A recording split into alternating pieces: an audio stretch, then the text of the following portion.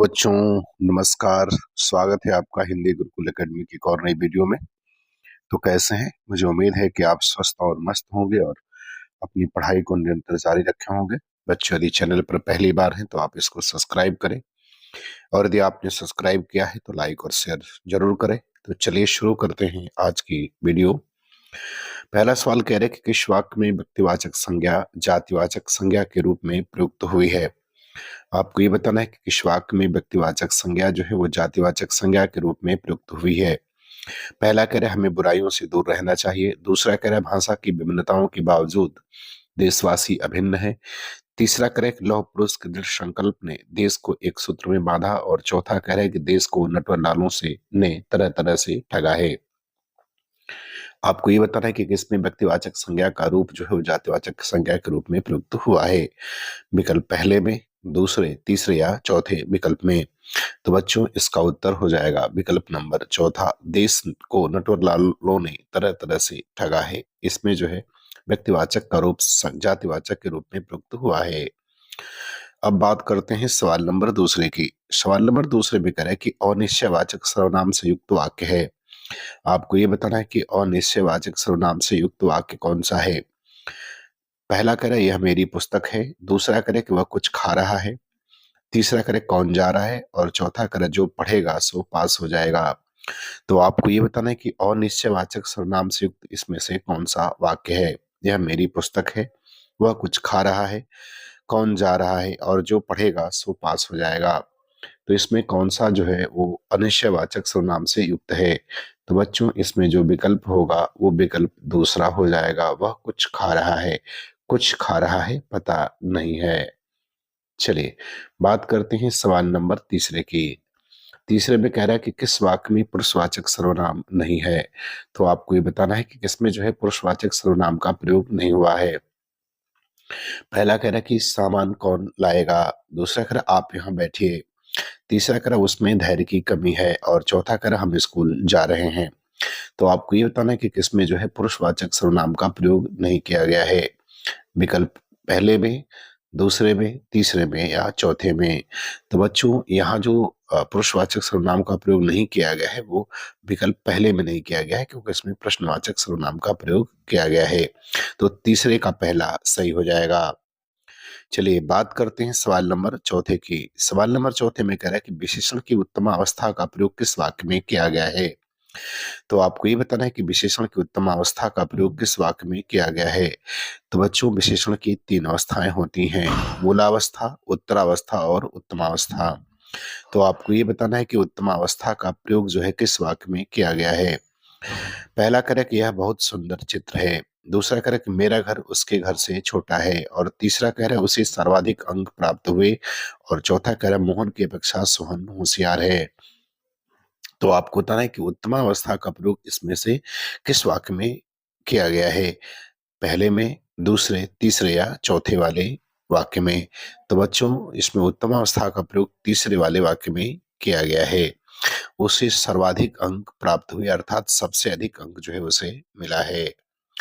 सवाल नंबर पांचवें की बात करते हैं। कह रहा पाए महावर देन को नाइन बैठी आए, फिर जानी महावरी एड़ी भीड़त जाए। आपको बताना है कि इसमें कौन सा अलंकार है। पहला कह रहा है अनुप्रास अलंकार, दूसरा कह रहा है यमक अलंकार, तीसरा भ्रांतिमान और चौथा कह रहा है संदेह अलंकार।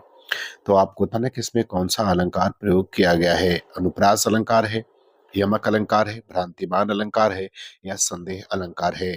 तो बच्चों, इसमें जो है वो भ्रांतिमान अलंकार प्रयोग किया गया है, अर्थात विकल्प तीसरा जो है वो आपका सही हो जाएगा। तो पांचवें का कौन सा सही होगा? तीसरा जो है वो सही हो जाएगा। चलिए बात करते हैं सवाल नंबर छठवें की। छठवें में कह रहा है कि प्रणर्थक क्रिया का प्रयोग किस वाक्य में किया गया है। तो आपको ये बताना है कि प्रणर्थक क्रिया का प्रयोग जो है वो किस वाक्य में किया गया है। पहला कह रहा है कि तुम्हें देर तक नहीं सोना चाहिए। दूसरा कह रहा है कि अध्यापक छात्र से कहानी लिखवाता है। तीसरा कह रहा है कि हमें सदैव सत्य बोलना चाहिए। और चौथा कह रहा है कि उसने मेरे लिए सामान खरीदा। तो आपको ये बताना है कि प्रार्थक क्रिया का प्रयोग किस वाक्य में किया गया है। विकल्प पहले वाले में, दूसरे वाले में, तीसरे वाले में या चौथे वाले में। तो बच्चों पदार्थक क्रिया का प्रयोग जो है वो दूसरे वाले विकल्प में किया गया है, अर्थात छठवें का दूसरा जो है वो सही हो जाएगा। कौन सा? दूसरा सही हो जाएगा। चलिए बात करते हैं सवाल नंबर 7वें की। सवाल नंबर 7वें में कह रहा है कि किस वाक्य में क्रिया सकर्मक रूप में प्रयुक्त हुई है? तो आपको बताना है कि किस वाक्य में क्रिया का सकर्मक रूप देखने को मिल रहा है इसमें।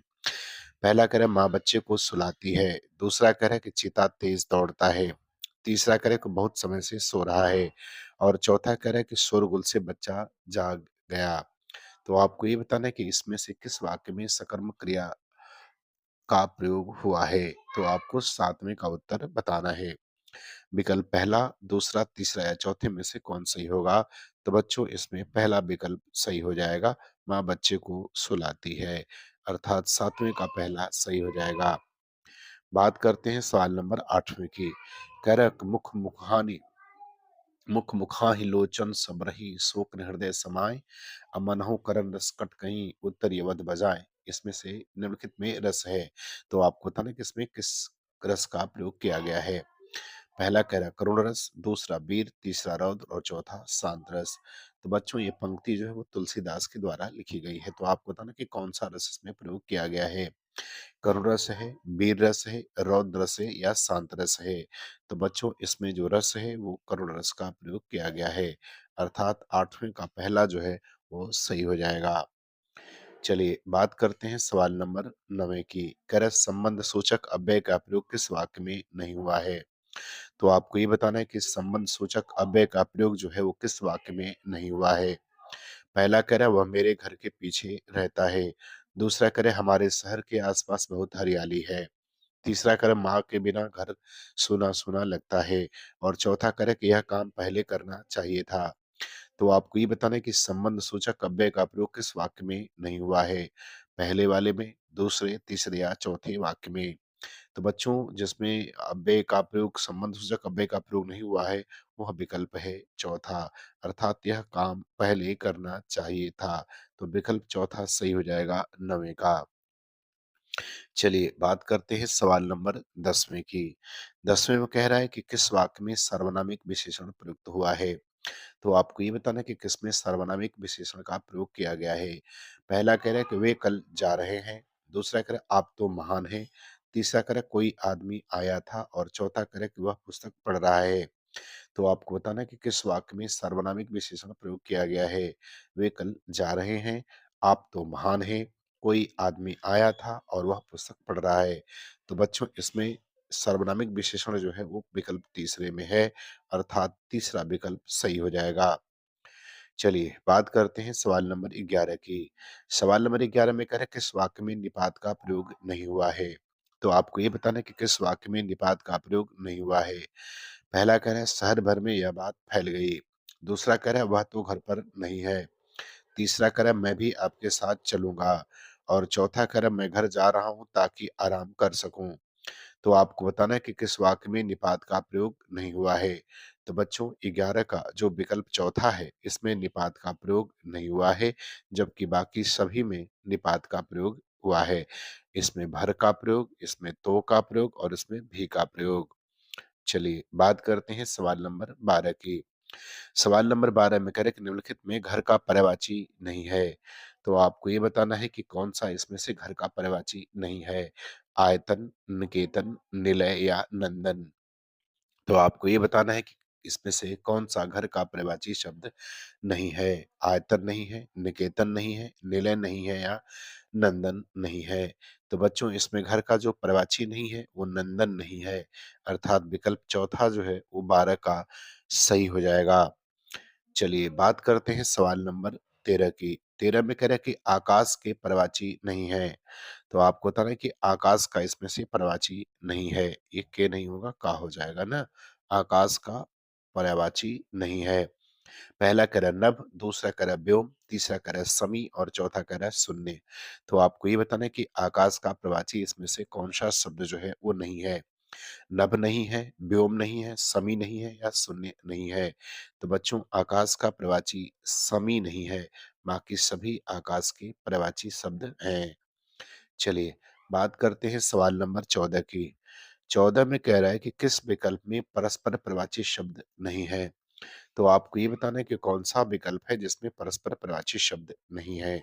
पहला कह रहा है समुद्र, उदधि, दूसरा कह रहा है चपला, बिजली, तीसरा कह रहा है चंद्रमा, शशांक और चौथा कह रहा है भास्कर, निशाकर। तो आपको ये बताना है कि किसमें जो है परस्पर शब्द जो है वो पर्यायवाची नहीं है। पहले वाले विकल्प में, दूसरे वाले विकल्प में, तीसरे वाले या चौथे वाले। तो बच्चों इसका उत्तर हो जाएगा विकल्प चौथा, क्योंकि इसमें भास्कर, सूर्य और निशाकर चंद्रमा का पर्यायवाची है, दोनों अलग-अलग हैं। चलिए बात करते हैं सवाल नंबर 15 की। 15 में कह रहा है कि विस्मय बोधक अवयवों के संबंध में कौन-सा तथ्य सही नहीं है? तो आपको ये बताना है कि विस्मय बोधक अव्यय के संबंध में इसमें से कौन-सा तथ्य सही नहीं है? पहला कह रहे हैं व्यक्ता के हर्ष, शोक आदि मनोभावों को व्यक्त करते हैं। दूसरा कह रहे हैं इनके आगे विस्मय बोधक चिन्ह लगाया जाता है। तीसरा कहता है कि एक ही विस्मय बोधक शब्द से सभी मनोभावों को सूचित किया जा सकता है। और चौथा कह रहा है कि ये वाक्य से स्वतंत्र होते हैं। तो आपको बताना है कि कौन-सा तथ्य जो है विस्मय बोधक अव्यय के संबंध में सही नहीं है। तो बच्चों इसका उत्तर तीसरा विकल्प हो जाएगा। एक ही विस्मय बोधक शब्द के से सभी मनोभावों को सूचित किया जा सकता है, ऐसा नहीं होता है। प्रत्येक मनोभाव के लिए अलग-अलग विस्मय बोधक शब्द होता है। चलिए बात करते हैं सवाल नंबर 16 की। सवाल नंबर 16 में कह रहा है कि किस विकल्प में परस्पर विलोम शब्द नहीं है? तो आपको ये बताना है कि किसमें जो है परस्पर विलोम शब्द नहीं है। निषिद्ध, विहित पहला, दूसरा मिश्रण रुक्ष, तीसरा श्रांत, क्लांत और चौथा वैमनस्य, सौमनस्य। तो आपको बताना है कि किसमें परस्पर शब्द जो है वो विलोम नहीं है। विकल्प पहला, दूसरा, तीसरा या चौथा किसमें नहीं है? तो बच्चों इसका उत्तर सही हो जाएगा तीसरा। शांत का विलोम क्लांत जो है वो नहीं होता है। शांत का विलोम क्या होगा? अशांत कह सकते हैं, उद्वेलित कह सकते हैं। क्लांत का विलोम सजग होता है, क्लांत माने शिथिल होता है। चलिए बात करते हैं सवाल नंबर 17 की। सवाल नंबर 17 में कह रहा है कि इति और इति का सही अर्थभेद है। तो आप बताना कि इति और इति का सही अर्थभेद क्या है? पहला कर पूर्णता सिद्ध, दूसरा कर पीड़ा समापन, तीसरा प्रारंभ विश्वास और चौथा कर समाप्ति और आपदा। तो आपको बताना है कि इति और इति का सही अर्थभेद क्या है? विकल्प पहला, दूसरा, तीसरा या चौथा कौन सा विकल्प सही होगा? तो बच्चों इसका विकल्प नंबर चौथा जो है वो सही हो जाएगा। समाप्ति और आपदा होता है, अर्थात 17 का चौथा सही होगा। बात करते हैं सवाल नंबर 18 की। कह रहा है कि किन श्रमसूत्र भिन्नार्थक शब्दों का अर्थभेद सुसंगत नहीं है? तो आपको बताना है कि किन संस्कृत भिन्नार्थक शब्दों का अर्थ सुसंगत नहीं है। पहला कर आसन, आसन समीपस्थ और बैठने की विधि। दूसरा कर पट, पटु वस्त्र और निपुण। तीसरा कर पृष्ठ और पृष्ठ और पृष्ठ, पूछा पूछा हुआ और पीठ। और चौथा कर गौण और गौण ब्राह्मणों की एक जाति और जो प्रधान न हो। तो बताना है कि किसका अर्थ सुसंगत इसमें नहीं है। तो बच्चों इसमें पहले वाले का अर्थ सुसंगत नहीं है। आसन का मतलब बैठना और आसन का मतलब जो है वो समीप होता है, जबकि आगे दोनों का अर्थ उल्टा लिखा हुआ है। तो विकल्प पहला जो है इसमें सही हो जाएगा। चलिए बात करते हैं सवाल नंबर 19 की। करत छंद शास्त्र में दशाक्षर किसे कहते हैं? आपको बताना है कि छंद शास्त्र में दशाक्षर किसे कहा जाता है। पहला करे 10 वर्णों के समूह को, दूसरा करे ल और ग वर्णों को समूह को, वर्णों के समूह को होगा, को समूह नहीं होगा, वर्णों के समूह को, 8 के समूह को, इनमें से कोई नहीं। तो आपको बताना है कि दशाक्षर किसे कहते हैं? तो बच्चों छंदशास्त्र में दशाक्षर जो है ल और ग वर्ण के समूह को कहा जाता है। तो विकल्प दूसरा जो है वो आपका सही हो जाएगा। और बच्चों आज का अंतिम सवाल, सिकंदराबाद शब्द में समास बताना है कि सिकंदराबाद शब्द में कौन सा समास होगा। पहला कह रहा है बेभाव, दूसरा कर्मधारय, तीसरा तत्पुरुष और चौथा द्वंद्व कह रहा है। तो आपको बताना है कि सिकंदराबाद शब्द में कौन सा समास होगा। तो बच्चों सिकंदर द्वारा आबाद होगा, विकल्प तीसरा अर्थात तत्पुरुष समास हो जाएगा। तो बच्चों मुझे उम्मीद है कि आपको ये वीडियो पसंद आएगी और आपको अच्छा लगे तो आप लाइक, शेयर और सब्सक्राइब जरूर करें। धन्यवाद।